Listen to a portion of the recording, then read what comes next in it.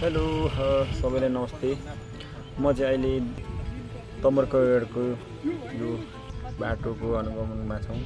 हाम्रो टिम र हाम्रो सुरक्षा टिमहरू सबैले सम्पूर्ण जिल्ला प्रशासनका सिधै साथ लगायत सम्पूर्ण सुरक्षा टिमहरू पनि छौँ। बाटो हेर्नुहुन्छ भने यो राम्रो छ, तर ठाउँ ठाउँ बिग्रेको कारणले अब यातायातलाई बाटोलाई अवरुद्ध भएर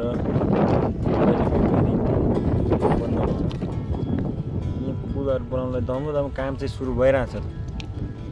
तर अब कहिलेकाहीँ अब आवत जावत गर्नलाई चाहिँ अलिक सहज बनाउनलाई छिटो चाँडो गरौँ भनेर चाहिँ हाम्रो पनि बनाउनलाई चाहिँ धमधम भइरहेछ। पुरा सञ्चालनमै छ, बनाउँदैछ। अब बनाउनलाई धेरै टाइम लाग्दो रहेछ। बनाउँदै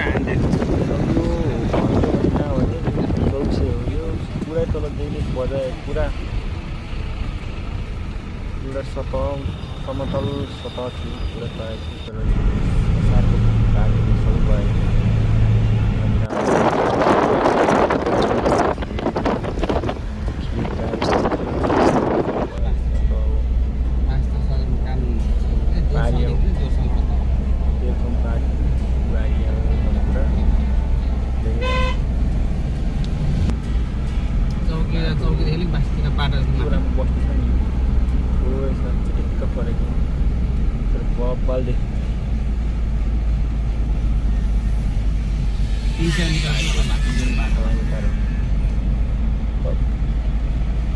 यहाँ यही खोला हेर्नु न त तपाईँहरू, खोला छैन तर पानी आयो भने चाहिँ धेरै आउँछ। अब लेकमा पानी परेपछि बाढी त आइहाल्ने कुरा हो।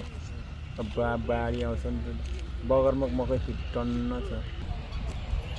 अब यो राम्रो छ नि। यिनीहरू गाडी यस्तो बगाल छ नि, दृश्य त पुरै नगरौँ। अनि त्यो पनि राम्रै छ। यो नाव खोलाको लगभग अब 50% बनिसक्यो भनौँ न। बनिसके पनि तर बाढी आयो भने पानीले खिइरहन्छ।